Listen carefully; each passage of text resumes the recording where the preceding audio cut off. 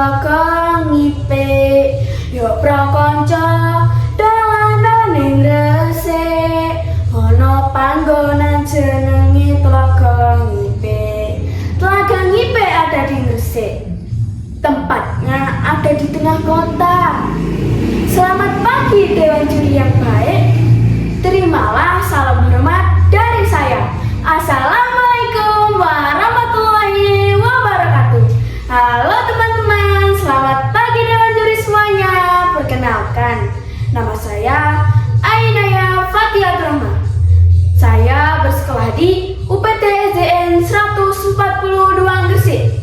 Kali ini saya akan bertutur dengan judul Buyutsono Penjaga Tlaga Ngipe. Cerita ini dikarang oleh Rudy Hermansyah. Diambil dari buku Sang Gresik Bercerita. Ada yang tahu bagaimana ceritanya? Begini ceritanya. Alkisah, pada suatu malam ada seorang wanita yang biasa dipanggil Mak Atun.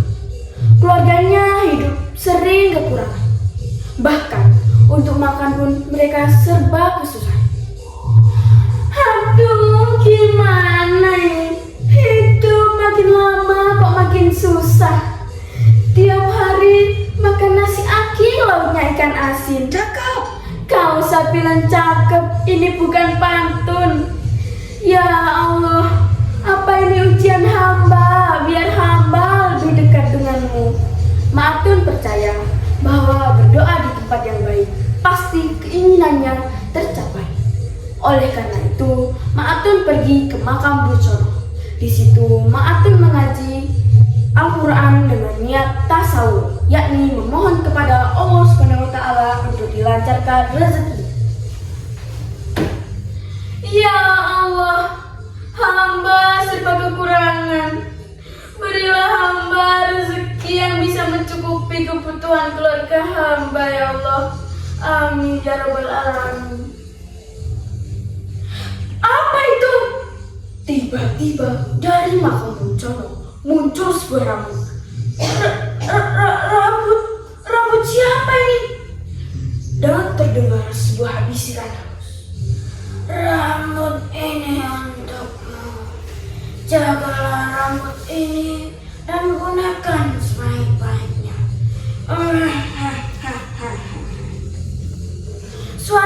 Suara apa itu? Aku harus segera pulang.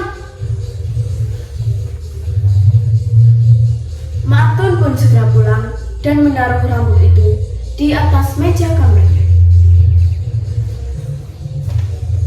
Setelah kejadian itu, hidup Mak Atun pun berangsur-angsur berubah. Rezeki datang kepadanya dengan cara yang tak terduga. Kebutuhan Mak Atun pun tercukupi. Hari-hari pun terus berlalu. Mak Atun lupa berziarah dan mengaji ke makam Buyutsono. Dan pada suatu hari, tok tok tok. Assalamualaikum, Tun. Assalamualaikum, Tun. Waalaikumsalam. Mbak Murtani. Ayo Mbak masuk, duduk Mbak, duduk. Mau minum apa Mbak? Kopi apa teh?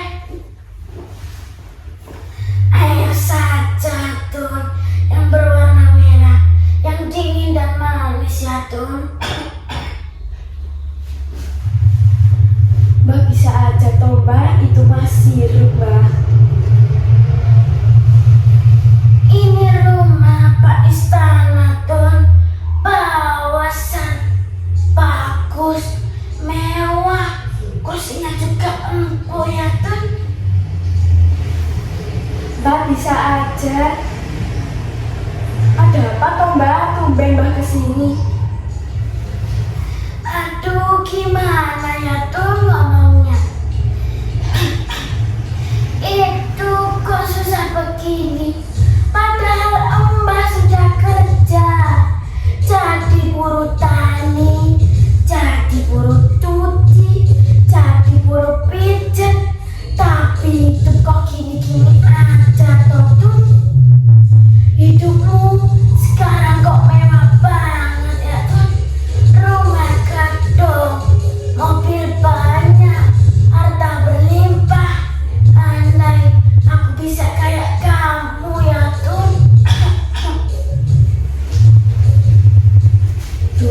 Mbak bertani hidupnya merana kayak aku dulu. Kasihan ya, apa aku kasih rambut itu ke Mbak bertani saja ya?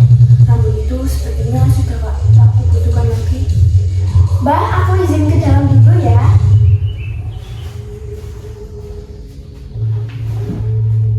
Loh, rambutnya di mana?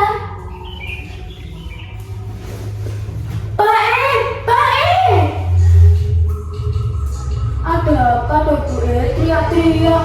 Mana ada tamu itu loh? Rambutku di mana Pak Gimana tuh Bu rambutnya nempel di kepalamu itu loh?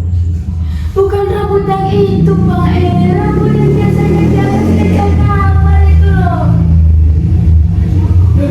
Kok gak ada? Biasanya kan di atas meja. Loh, kok gak ada? Mungkin jatuh di bawah meja Bu. Ayo kita cari lagi. Gak ada Pak sudah aku cari. Matun pun teringat akan bisikan. Rambut ini untukmu. Jagalah rambut ini dan gunakan sebaik-baiknya. Matun teringat bahwa rambut itu hanya diberikan untuknya, malah akan diberikan kepada orang lain. Dia baru tersadar kalau dia sudah lama tak berziarah dan mengaji di makam Bucu. Saat hidupnya telah mapan, dia lupa segalanya. Bahkan hanya sekedar berdoa untuk mengingat Allah SWT. Pak sepertinya aku salah Pak, karena tidak bisa melaksanakan amanah untuk menjaga rambut itu Pak Gimana ini Pak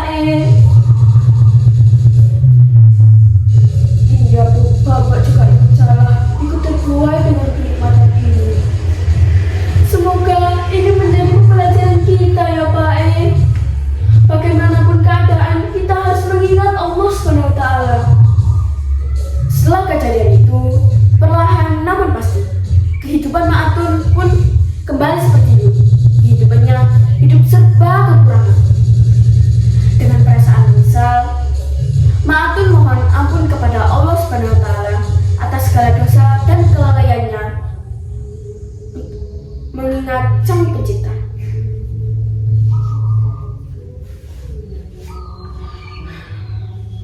Pak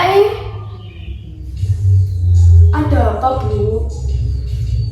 Aku mau berziarah ke makam Wicono dan mengaji Pak. Hati-hati ya Bu ingat pesanku. Semua yang terjadi atas izin Allah. Jangan sampai kita melupakan itu ya Bu Untuk apa harta melimpah kalau hanya untuk kita menjauh, untuk membuat kita jauh dari Allah. Hidup kita tidak akan tentram Bu Keesokan harinya, Ma'atun pergi ke makam Wicono. Di sana, dia mengaji dan memohon ampun kepada Allah SWT. Makam Wicono sekarang diberi pagar yang menutupinya karena ada kejadian tidak masuk akal yang membuat pembangunan perluasan wilayah pergudangan terhenti. Konon cerita, ada sosok putih yang menemui Kiai dan memberi pesan agar tidak merusak ladang. Demikian cerita Buyut Sono, penjaga Telaga Giping. Dari cerita tersebut ada hikmah yang bisa kita ambil. Ingat ya, jika kita mendatangi suatu tempat, kita harus menjaga sikap kita dan perilaku kita. Sekian dari saya. Salam literasi. Wassalamualaikum warahmatullahi wabarakatuh.